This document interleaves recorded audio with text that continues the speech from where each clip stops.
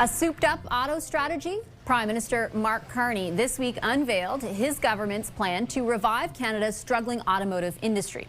It's launching a new electric vehicle consumer rebate and scrapping the contentious Trudeau-era EV sales mandate, replacing it with new emissions standards. The goal, according to Carney, is to make the Canadian auto industry both less reliant on gas-powered vehicles and less dependent on the United States. So what does it all mean for Canada's climate targets? With me now is Environment and Climate Change Minister Julie Dabrusin. Hi, Minister. It's good to see you as always. Thank you very much for making the time. Good to see you. Thanks for having me. Officials who were briefing the media on the new EV strategy in particular and the new emission standards yesterday late last week could not say by how much the new measures will actually decrease emissions, despite being asked on numerous occasions. How can the Prime Minister, as he did in that press conference making this announcement, continue to call your government a leader on climate change when that basic question can't be answered? Well, maybe I can help with a few things, including being able to provide more of an answer toward that, because I think he did actually in the announcement provide some of the numbers. But what this is an all-encompassing policy. So it's not just about a regulation. It's also about how we're making it easier for Canadians to buy EVs through rebates, how to get past the issue of range anxiety by building out a charging network that goes from coast to coast to coast. And also, how do we make it durable by being able to build and incentivize building these vehicles here in Canada? So it's not just one piece, it's an all-encompassing auto strategy about how do we move towards EVs as a country. But as he said, the way it's set up is that the regulations for greenhouse gas emissions will be about equivalent to what it would be if we had 75% EV sales in 2035. And he actually did provide the numbers for that. That's going to be through GHG emissions reductions, what we might call tailpipe reductions. That would bring us down by more than half from where we are now. So the number is right now we're at about 172 grams per mile. It's preliminary because we're going to have to complete the regulations, but right now that would bring us to about 74 grams per mile. Significant reduction.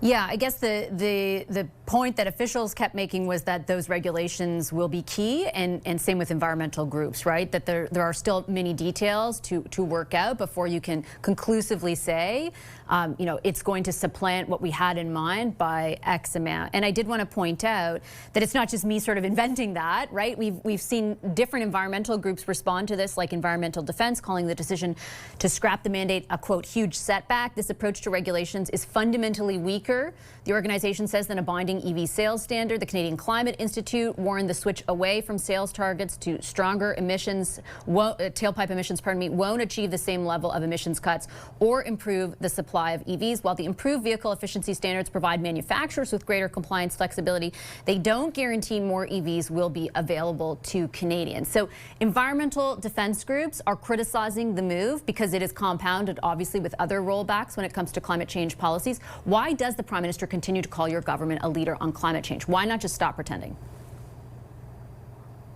But look, we're continuing to be ambitious. And in fact, there were also a number of organizations that came out to say that the way we're doing it, not just with having a regulation, but with having everything around it, it's built to last.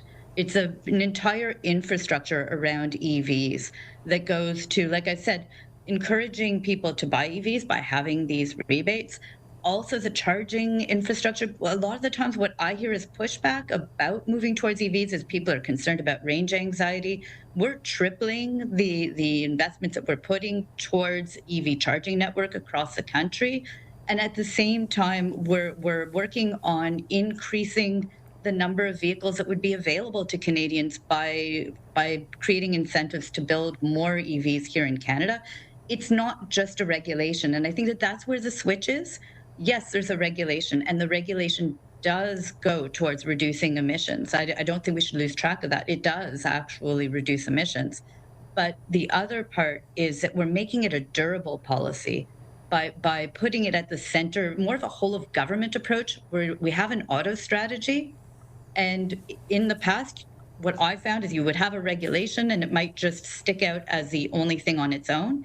Here, the entire policy of how we're going to move towards EVs and how we're going to move towards low carbon future for our automobile sector is right at the center of an automobile strategy that brings everything together in one place.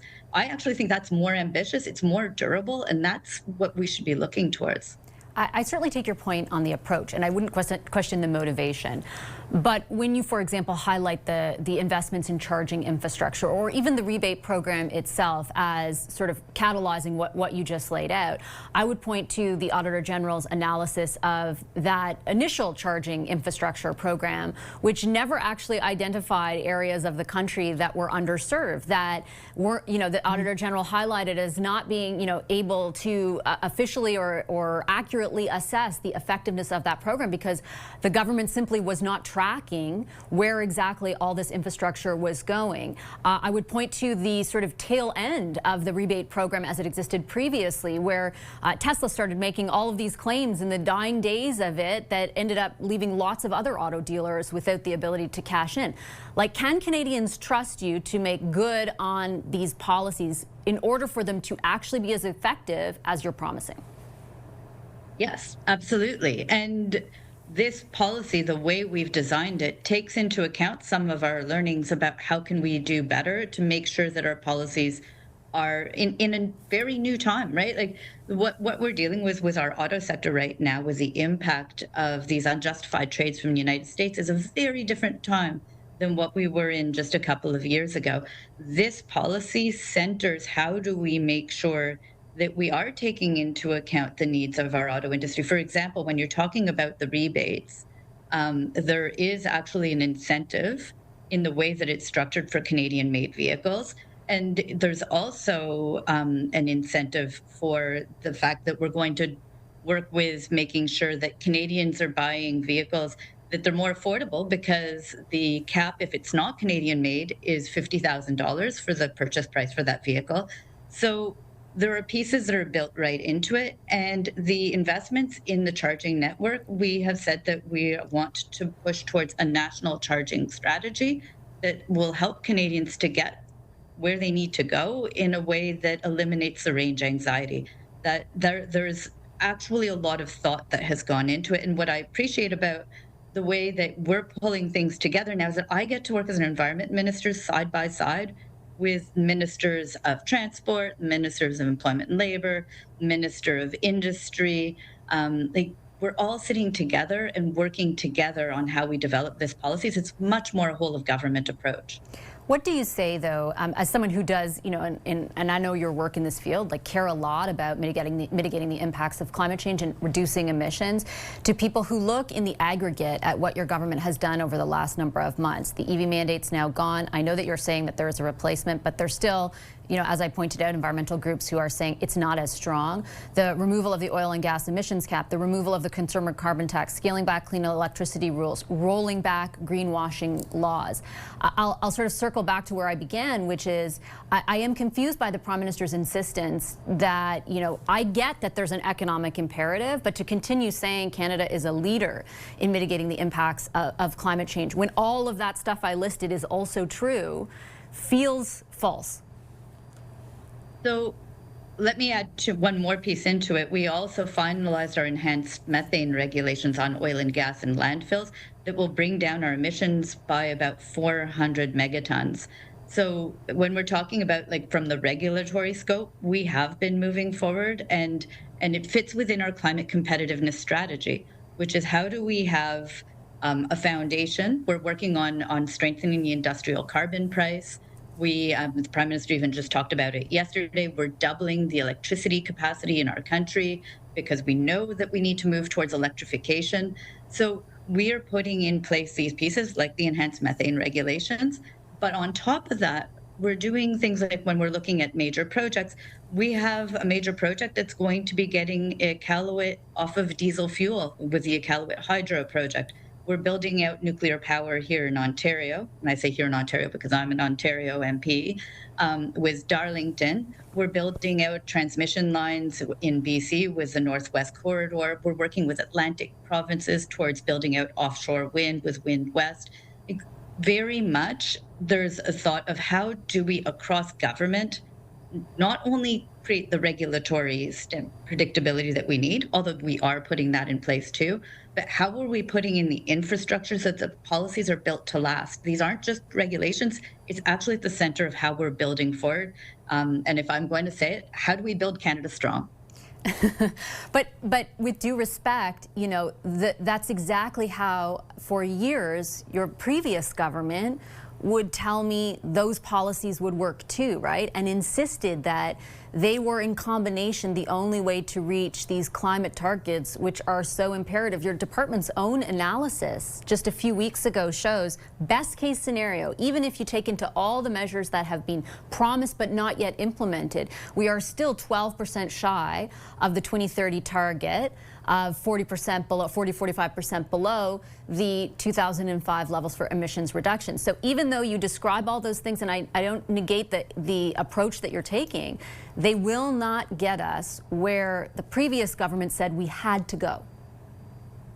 Yeah, look, there's a lot more work ahead of us, but I think that what you see from the approach that I'm taking and that the Prime Minister is taking is that we recognize we're in different times. We need to meet the moment that we're in right now, and we're doing that through an all-encompassing piece. So it's the regulatory predictability and making sure that we do have these foundational pieces, like industrial carbon pricing. Like, I want to be clear, we fight to keep that every single day in the House of Commons. Like, we have votes on it regularly just to keep such a foundational piece that we need to reduce emissions across our country.